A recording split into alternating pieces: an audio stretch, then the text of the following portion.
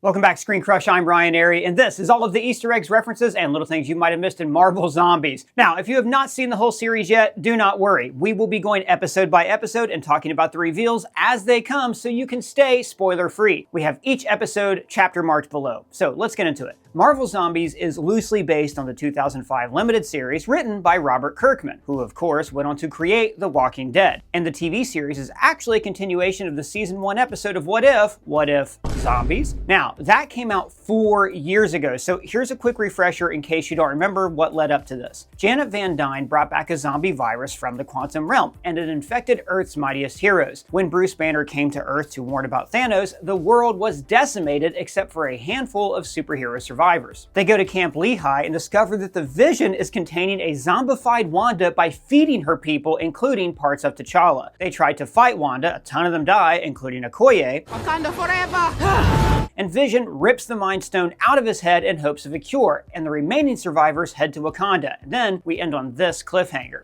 Even in the darkest of times, humans will give all to save their planet, even if it might bring an end to the universe. So that episode of What If is great, but it definitely holds back on some of the blood and guts of the comic book. But right away, the series makes it clear that it's upping the ante on the gore with this literal blood-soaked intro. Now, during the title card, if you listen closely, you can hear a ton of whispers under the loud music. And that clues us into the main villain of the series, but again, no spoilers yet. Now, the way the title card opens, bursting through the silence, is an homage to several famous horror openings, both versions of The Evil Dead, The Texas Chainsaw Massacre, and most famously, Insidious. So this opening kill feels like an homage to Kirkman because he also, like I said, created The Walking Dead. Daryl Dixon is the most popular crossbow-wielding zombie killer around, and while he didn't appear in the comics, he did become the face of the television series. Then we see some familiar faces, Kate Bishop, Riri Williams, and Kamala Khan. But these are not the same girls that we met in the MCU. Because the outbreak occurred before Infinity War, they never met their heroes. Riri hasn't even completed the suit that we see in Wakanda Forever, and Kamala doesn't have her full costume. Now, the one exception here is Kate Bishop. Her costume is the same, but given how they talk later, Your favorite Avenger tries to eat you. I think this was just a natural evolution during the apocalypse and she never personally met Clint. Wait. So how does Kamala got them superpowers? She didn't get them till after Endgame. Well, that's when she got her powers in Earth 616, but in this series, she says, Maybe she just had a feeling, like the one my nanny had that made her send me my bangle. her powers were activated by the bangle. So if she got her bangle earlier, then she also gets her powers earlier. Also, Kamala has this patch of a pink sloth with wings, and we see the same design in her room at the beginning of Ms. Marvel. Hey guys, great news! I finally got a job! Oh good, now you can finally stop interrupting us. Question though, do you guys know anything about snakes? Because they need me to be fluent in Python. Yeah, I think they mean Python, the computer language. In fact, why don't you use Brilliant? They're the sponsor of this video. Brilliant offers visual lessons that encourage learning. Now, these aren't like the lectures you couldn't get through in school. Their lesson plans are proven to be 6 times more effective than watching videos. Brilliant's lessons on Python develop a great foundation for programming that'll help you better understand your computers instead of just memorizing what goes where. Pair this with their new course on functions or logic and you'll be a coding pro. But Brilliant isn't just about computer programming. Their math and science courses are crafted by an award-winning team of professionals from Stanford, MIT, Microsoft, and Google. Their data courses have helped me a ton in my day-to-day work. So besides doom scrolling, just use the Brilliant app for a quick hands-on lesson. Learning a little bit every day does wonders for your personal and professional growth. Oh, thanks. I'll give Brilliant a try. I really need this job. So to learn for free on Brilliant, go to brilliant.org/ScreenCrush or scan the QR code on screen right now, or you can click on our link in the description. Brilliant is giving ScreenCrush viewers 20% off an annual premium subscription, which gives you unlimited daily access to everything on their app. Now, back to what I was saying. So then they walk to Grand Central, which of course is the site of the Chitauri invasion in the Avengers, and the walk there gives us a good sense of when this takes place. In What If, the greenery is still all manicured, signaling that the infection was fairly recent. But here, everything is overgrown and falling apart. I also loved this shot of the cracked glass. It reminded me of the What If intro where all the realities splinter apart. And then we get the Quinjet crash. Oh, who's that guy in the Quinjet? Is he like dead? I'm gonna be honest, we're not 100% sure, but I think it's Eric Selvig. Now I'm basing this on the hairline and the shirt. Also, he is an extremely smart astrophysicist who worked for S.H.I.E.L.D. before. And then we see a signature Hawkeye move. And this is exactly the area we last saw him in What If. It's Hawkeye. Now, seeing these three team up is also probably giving us a glimpse of the future of the MCU when, dear God, hopefully we will see the Young Avengers, which would include these three characters plus other characters like Cassie Lang, Patriot, and Wanda and Billy Maximoff. So immediately, Kate Bishop takes the lead, which makes sense because she's rumored to be the leader of the Young Avengers, you know, whenever they actually debut. Now, after they escape, we cut to Bishop Manor, which is pulled directly from the comics. Kate says, Riri has us all beat, stealing armor from Tony Stark's headless body. which is a reference to this scene in What If. So Riri says the device is a cross-galactic transmitter. Now, we've never seen this transmitter in the MCU, but they're pretty common fare in sci-fi stories. They're used in both Star Wars and Star Trek. When Kate argues with Riri, she says, We have everything we need here. Except hope of any kind. which echoes Spider-Man's sentiment in the original What If episode. Can we really take that risk? It's not risk. It's hope.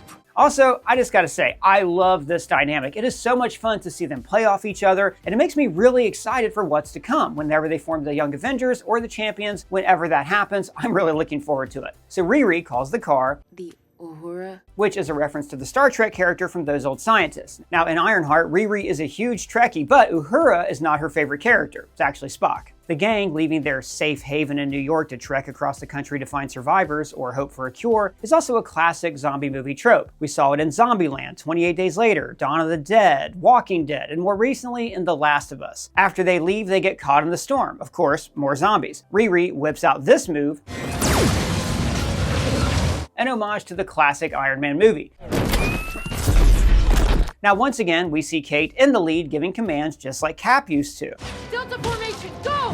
And I love that they clearly helped Kamala gain practice with her powers. It actually reminded me a lot of Steve and Wanda in Civil War.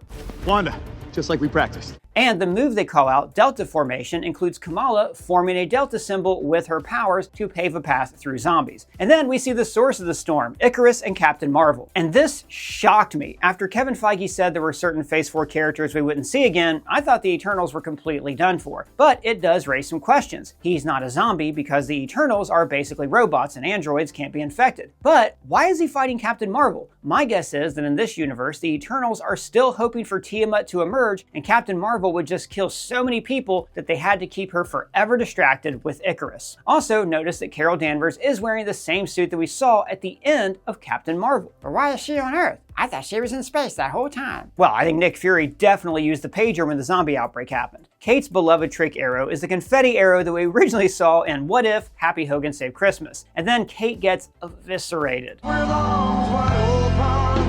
One thing I love about this series and the original What If episodes is that they are not afraid to have people die. In other Marvel projects, the stakes can sometimes feel low because everybody feels safe, because they're all IP that needs to be protected. But this scene immediately sets the stakes very high for the rest of the show. And then, oh my god, it finally happens, the first appearance of Blade in the MCU. Oh my god! Okay, it's happening! Unless you count Deadpool and Wolverine. There's only been one Blade. There's only ever going to be one Blade. Are you sure about that? Blade is an awesome character in the comics. He's a half vampire, half human hunter who took up hunting to avenge his mother's death. Marvel announced an official Blade movie all the way back in 2019 starring Mahershala Ali. We even heard his voice at the end of The Eternals. Sure you're ready for that, Mr. Whitman? And then it was put on indefinite hiatus and we weren't sure if we would ever get Blade until now. Yeah, I can't believe Mahershala Ali is finally playing Blade. Well, not exactly. So I think this Blade is based on Mahershala Ali, but he doesn't actually voice him. Ah, jeez. I know, buddy. So this costume design is immaculate. In What If the Hulk Fought the Mech Avengers, we see the typical all-white Moon Knight suit. But here, they merge the Moon Knight suit with Blade's typical all-black style. Even his bike has a Moon Knight style accent. It is just so cool. So then we cut to the North Institute in Ohio. OH! We originally saw the North Institute in Black Widow. It was the shield base that Alexei and Milena infiltrated. Now we get another Black Widow reference with this technology. A neurological agent developed to control humans. Works even better on zombies. This was the same tech that Milena was developing in the movie. Stop breathing. The wall of zombies that Melina's using to hide their base is also very similar to the Walking Dead mythos of masking yourself in zombie guts and blood to blend in with the undead. Using the horde of zombies masks them from Wanda's zombie army, like Rick and Glenn in The Walking Dead Season 1 using blood to disguise themselves as walkers. And these are some of the widows that Natasha freed at the end of the film. Once they unlock the transmitter, we see footage of this shield base. So this watchtower looks really similar to the tower that we see in Camp Lehigh. However, it might just be a coincidence. After all, the base was overrun at the end of What If Zombies, so they would have had to resecure it at some point. And then we see the zombie horde and its best superhero members. We have Clinton Okoye as well as the Abomination and Ghost. Now, we know from She-Hulk that Abomination was in an LA prison, so Okoye could have picked him up along the way. And Ghost was originally present at the original outbreak in San Francisco. Oh, and of course, Captain America. I thought Bucky killed him in What If. Nope, the only way to kill them is a shot through the head. Bucky just split him in half. Also, that is a reference to Iron Man in the original comics. He spends like half the run as only a torso. So this attack is definitely a reference to the Battle of Winterfell from Game of Thrones, specifically the moment when the Unsullied go up against the Nightwalkers.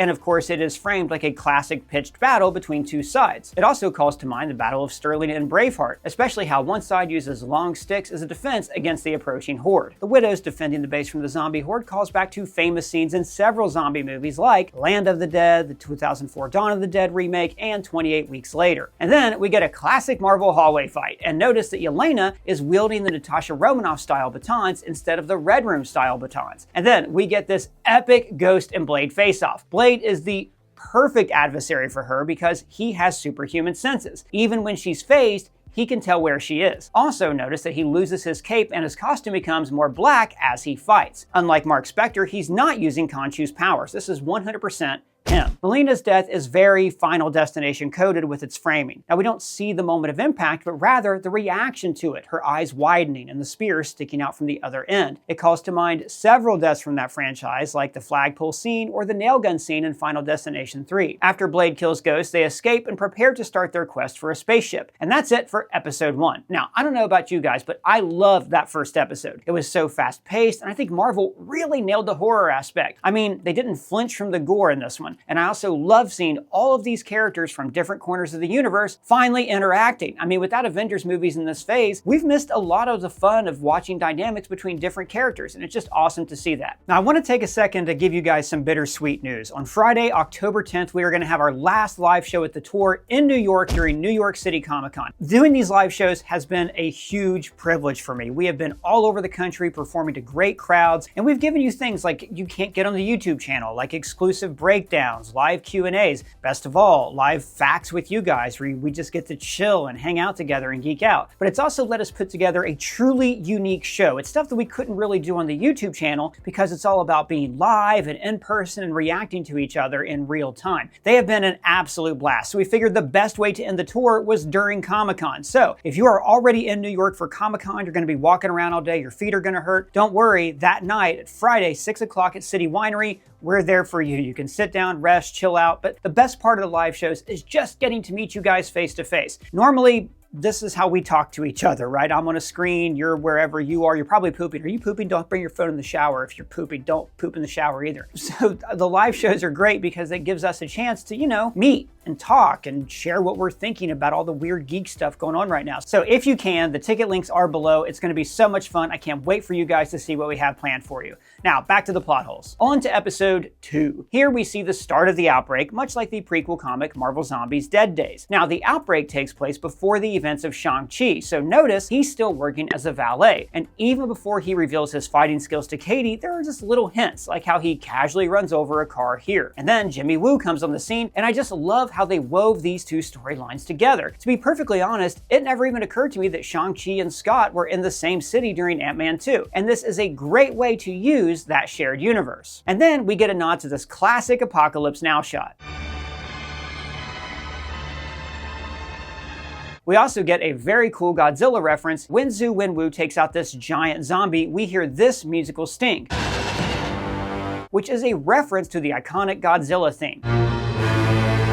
when Zhu Wenwu gives Shang-Chi the rings, he does the same head tilt when he surrenders that he does when he surrenders to the dragon in Shang-Chi. Also, from this point on, Shang-Chi only has 9 rings. Throughout the rest of the series, the ring on his bicep never moves and never stops glowing. It is constantly channeling energy to keep the infection from spreading. And then we cut to 5 years in the future, a very intentional parallel to Avengers Endgame. And this entire sequence is a reference to the classic apocalypse movie Mad Max. And Shang-Chi and Katie's duet is of course a nod to their love of karaoke.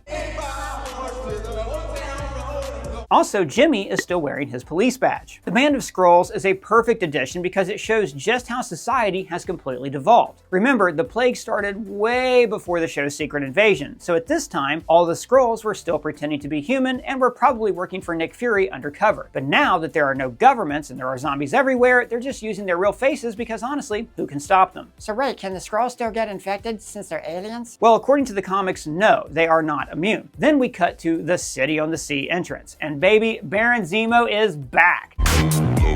When the infection broke out, he was in prison because of everything that happened in Civil War. In Earth 616, he ended up in a containment center under Ross. But it's possible that in this world, he was sent to the Raft and took it over after the outbreak. Also, notice that he is back in his iconic costume.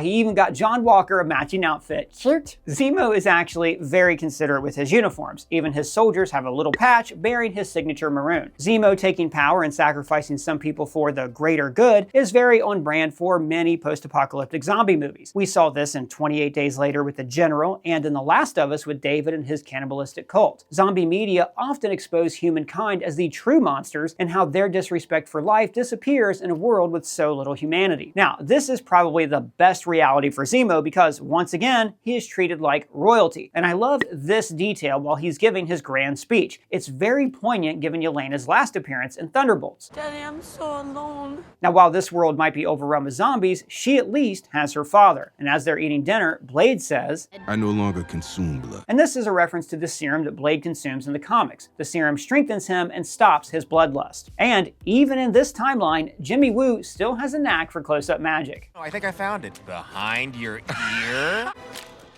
Can you knock? And then we see the people of Talokan, and notice this is definitely a whale carcass. Now, since they're not exactly humans, I'm not sure if their hunger isn't only for human flesh, or if they're just really desperate given that they're at the bottom of the ocean. And then we see the zombified Namor. Now, in the comics, there are 3 variants of Namor that fall to the virus, including one who is killed by Blade. We cut to inside the raft, and pay attention to this. And if their boss shows up? That's what we have heroes for. So, Walker knows exactly what Zemo is doing, and he's okay with it. It highlights his base nature and how, in every universe, he could never be Captain America because he's not a hero. While Shang-Chi fights to save the survivors, Walker will happily sacrifice people in order to ensure his own safety. The only thing different about his design is his teeth. Instead of human teeth, he has shark teeth, and that is specific to him. The other zombies have normal teeth. And when he roars, he literally matches his throne. Zemo says, "Activate the hug containment zone!" And this is a modified, sturdier version of the cell that we first saw in the Avengers. And I love this fight scene. It is so well done. It genuinely reminds me of an Avengers fight because of the way it weaves together all of their skills and fighting styles. Now, when Namor chases them down, we start to see the parallels between this show and Multiverse of Madness, because this looks so similar to Wanda hunting America Chavez. Also, I'm glad Marvel committed to the horror aspect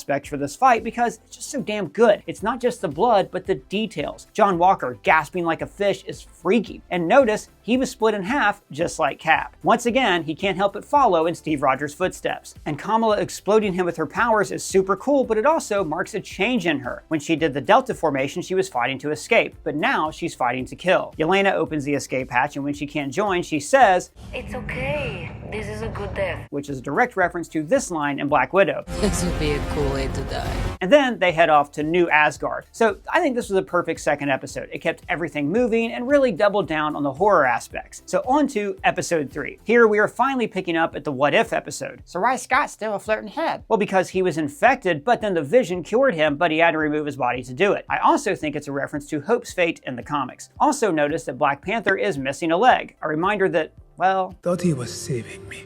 He was just picking up takeout. We get the same kick-ass entrance from Thor, Groot, and Rocket that we got in Infinity War, but unfortunately, Thor makes the same mistake. You should have gone for the head. And When Thanos uses the Power Stone against them, Rocket disintegrates in the same way the Guardians of the Galaxy started to in the first movie. Peter calls the capital of Wakanda the Golden City, a reference to its founding by T'Challa's ancestors, the Golden Tribe. Also, it's amazing how agile T'Challa is, even with a missing leg. We see the same thing in the comics. T'Challa even gets offended when somebody suggests that he is not capable of fighting anymore. When Peter pulls Stormbreaker out of Thanos, we see this green glow because Thanos used the Time Stone to heal the wound. Man, he's learning pretty fast. I know. Now, after Thanos is pummeled into the ground, his gauntlet rises out of the ground, and this is visually similar to the classic Evil Dead poster, and even Freddy Krueger's claw hand ripping out of the bed in Nightmare on Elm Street and New Nightmare. So when Peter throws T'Challa the Mind Stone, we hear his classic theme. And notice when Thanos punches him, instantly his suit starts to glow blue. And that's because his suit absorbs kinetic energy, and that is what gives him the strength to tackle Thanos. And then he saves the day. Well, wait, if vibranium can destroy the stones, why didn't they just hit them with Cap's shield back in Infinity War? Well, the vibranium didn't exactly destroy the stones. See, the stones house pure energy from the Big Bang. So the vibranium destroyed the casing, but not the energy itself, which is why the energy immediately starts wreaking havoc on everything around it. It just doesn't have a container anymore. It's free flowing. And then Peter is pulled through a portal, kind of a reverse version of his entrance in Endgame. We cut to Karmartage, where we see Rentra, Sarah Wolf, and the London Master. And yes, they never give him a name. In the comics, he's just the London Master. Anyways, we weren't introduced to any of these characters until Multiverse of Madness, so their inclusion immediately tips us off to where this story is headed. Spain? No, not Spain. So, on New Asgard, Valkyrie's made quite the display of these zombie heads. These could also be a nod to Valkyrie in the comics. While the MCU version is typically seen with a sword, in the comics, she has a spear. These impaled heads could also be a nod to another one of Kirkman's works, The Walking Dead. In season 9 of that show, we saw Alpha, one of the antagonists, mark her territory by placing walker heads on spikes as a gruesome warning, similar to what Valkyrie did here. Also, notice that the Refuge of the Gods looks similar to the refuge that Heimdall used in Ragnarok. Once inside, we see a ton of statues, most notably this statue of Odin. And for all that Valkyrie claims this is a refuge, there's indicators this place is not as safe as she claims. For example, there are these giant scratches on the wall, and this guy is missing his shield. On Thor's throne, we see this rune above him, which roughly translates to inheritance or heritage. This could also be a nod to Loki, especially because it kind of looks like horns. And we even see this rune quickly during the Loki opening credits. Shout out to BigBoy2536 on Reddit for that observation. Also, this is a completely new look for Thor. He's no longer wearing his signature costume, just typical Asgardian soldier garb. So Wanda pretends to be the Queen of Sokovia, and Zemo points out, Sokovia has no queen. But this could be a nod to the storyline in the comics where Wanda marries Doom, and, while not technically, does live at the castle and everything. Notice that Wanda doesn't have a Sokovian accent, which is always a tip-off that she's messing with reality. There's been a misunderstanding. Inside the Hex, she also sounded completely American. What happened to your accent?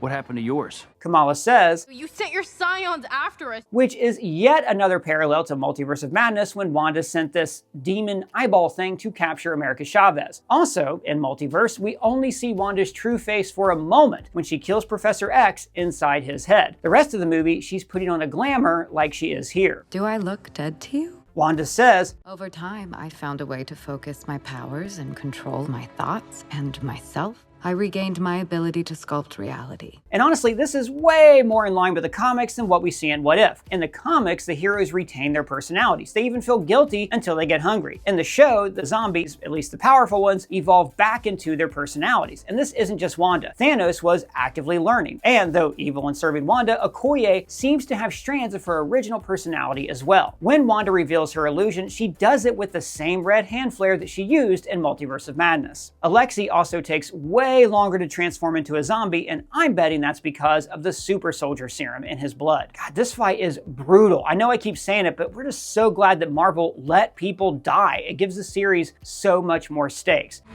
I will honor you. As they're running, Blade does a classic Moon Knight style hop off the stairs. And this is the famous Grandmaster party ship from Ragnarok.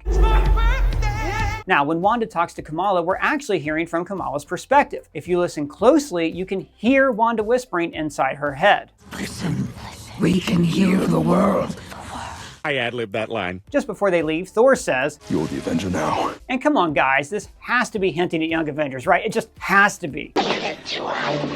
So this happy flight is a parallel to an early scene in Endgame. In both cases, the whole crew is so excited to be in space and they have all this hope, and then that hope just comes crashing down. When the Nova Corps show up, they are in the shield position that we have seen in Guardians of the Galaxy. And funny enough, this isn't the first time this year we've seen a population left to fight the zombie plague. If I had a nickel for every time I was doomed by a puppet, I'd have 2 nickels, which isn't a lot, but it's weird that it happened twice, right? Alright, I'm not going to leave you guys waiting. On to the finale. Now, this opening scene is loaded with references. As the Nova Corps chases them, Blade says, "This is them helping. They're preventing the spread of the zombie plague to the rest of the universe." Now, in the comics, not only does the plague spread far and wide, but the infected heroes of Earth go to other planets just to eat more people. Shang-Chi says, "What did you do?" "I don't know, man. I've never been to space before." Which feels like a reference to this. Who here hasn't been to space?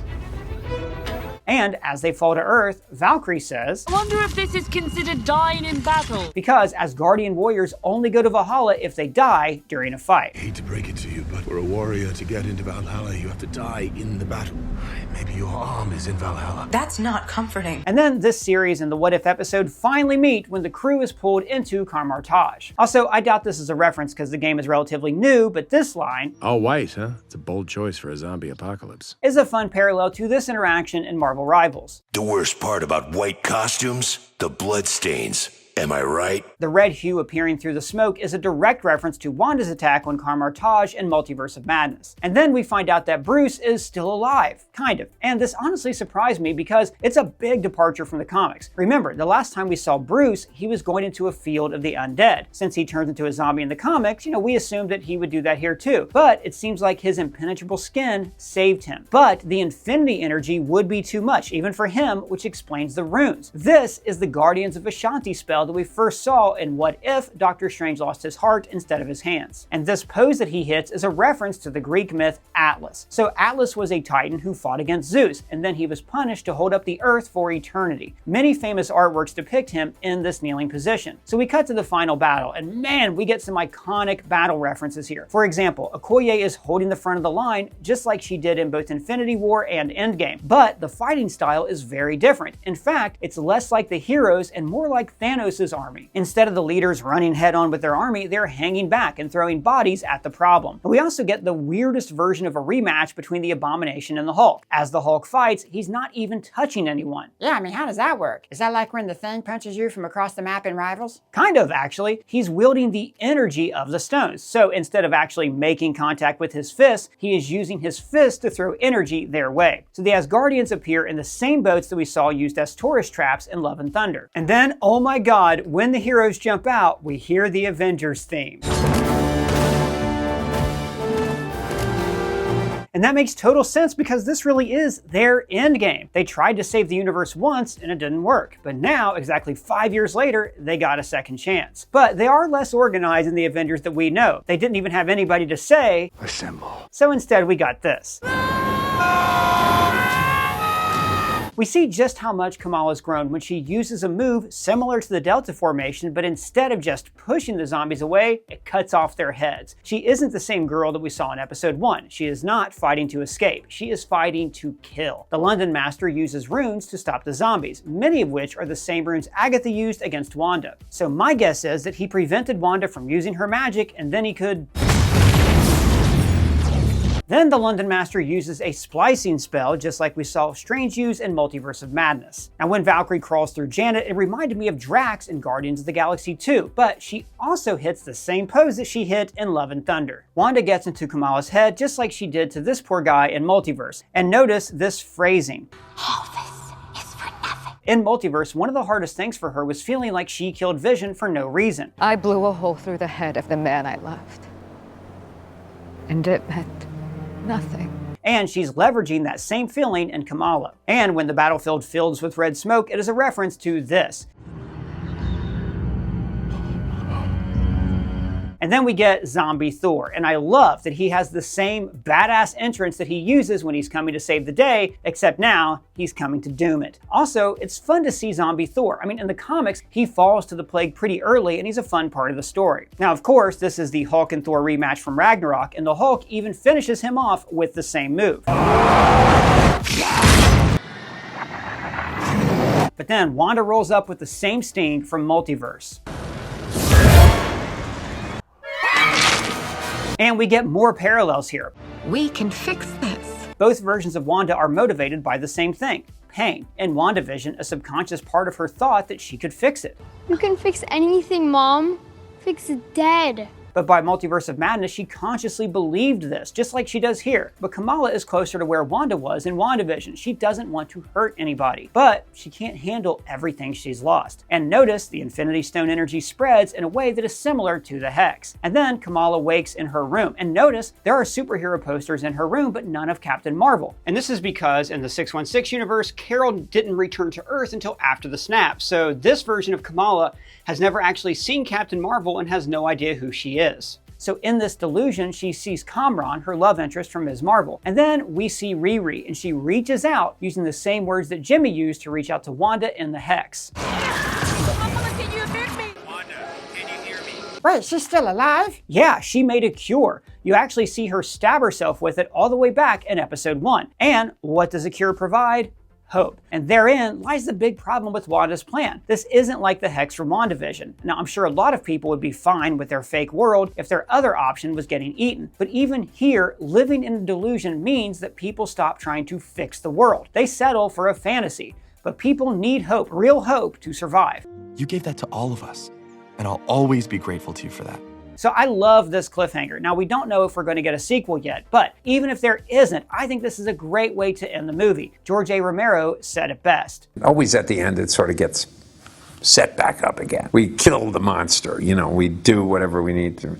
And I didn't want to do that. And that's everything on Marvel Zombies. Like, I know that was a lot, but what did you guys think? Do you want a sequel? Do you like the blood and guts? Let us know in the comments below. And also, major shout out to Brianna McLarty, the writer of this video. You can find her social links below. And if it's your first time here, please subscribe, smash that bell for alerts. For ScreenCrush, I'm Ryan Airy.